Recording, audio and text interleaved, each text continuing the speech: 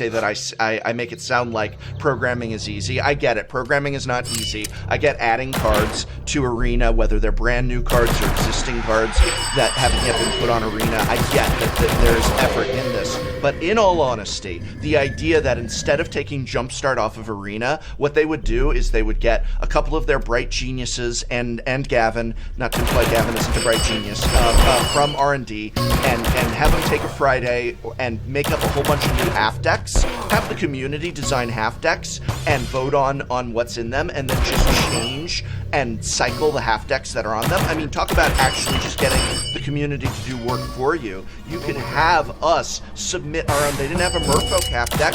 We'll put together a Merfolk half deck, what that would look like, and then we can have Undead Merfolk or Lands Matter Merfolk or what have you. And then we could even vote on it, give the winners like a special sleeve on Arena, some gems, nothing. And then we could just keep Jumpstart going forever. Maybe some of those half decks will show up in Jumpstart 2. Who knows? I mean, it's got so much potential. And again, if we want to go all the way back to Conspiracy 1, what I loved about Conspiracy 1 was the access. Talk about access. You were mentioning it with your wife. With Jumpstart is that this is finally the board game out of the box they've wanted forever, because this is what you can take down off your shelf. And with somebody who knows how to play, is just learning how to play, is a hardcore player, is a casual player, or anything in between, grab 2 decks at random, grab 2 decks from a pile of 36 options, do it, roll a die, whatever, and shuffle up and play. They should have called Jumpstart Shuffle Up and Play. I mean, Jumpstart itself is a great name. That's what you're doing. You're just jumping right in and starting to play. I was worried it would be watered down. I was worried that's why Jumpstart made me nervous, is I was worried this was going to be like just some little grindy, mostly standard common and uncommons that aren't really doing anything too scary. And then we got Crater Hoof, Behemoth, and Tiny Bones, and Emil the Blessed, and all this other cool stuff. So, again, kudos. And I also maintain you don't need to dumb things down for new or certainly not casual players. Casual players can handle, Allosaurus Shepherd. Absolutely. Yeah. I mean, think about what Jumpstart did, right? Like, it gave you the joy of cracking a pack to see what you get randomly. And then it gave you the ease of the deck build is already pre-built. You just take 2, put it together.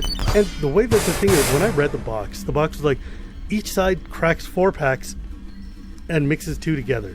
And when I read that, I was like, that seems really greedy. Why would you do that? That's like 8 packs out of my box that I have to deal with. Right. But then what I realized is when you do that and you have these choice of 4 things, like my wife and I would play like 4 or 5 games and we would just make different combinations of our 4 decks.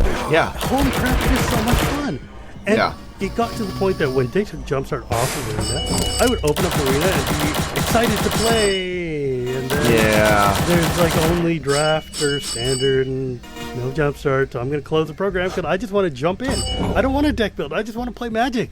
Yeah. Jumpstart lets me just play Magic and play Magic with good cards, not just Welkin turn, for God's sake. And you don't have to keep up. You don't have to keep up with the meta. You don't lose your deck due to bans. All the decks are roughly balanced.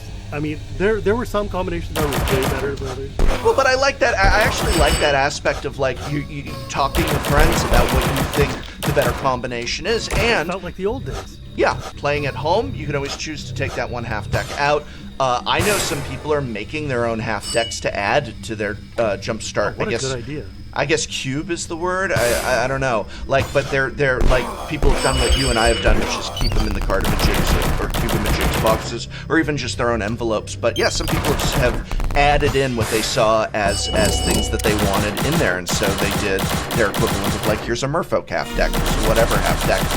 That's fun. That's great. That's just fantastic. And then each one is different too. So one of the other problems that I would get into with like, again, those game night boxes.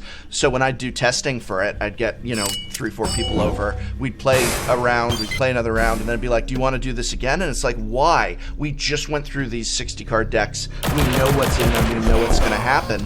And so since you could open lands in Jumpstart, each time you open it, it's going to have some slightly different cards, some slightly different tweaks to it. Some of them might be a double rare, some of them might not. That little variety shook things up so that games always felt fresh, always felt unique. Yeah, and it's just even as simple as just taking like you know what, you hit it. Every game felt unique because it didn't matter what the combination was. every game, and the fact that they had multiple variants of certain of the decks, so that even if you were grabbing it, you didn't know which version of the undead one you were getting. It could be one of 4 of them, and they all played slightly differently. So, and that little bit of an edge was enough to keep you interested.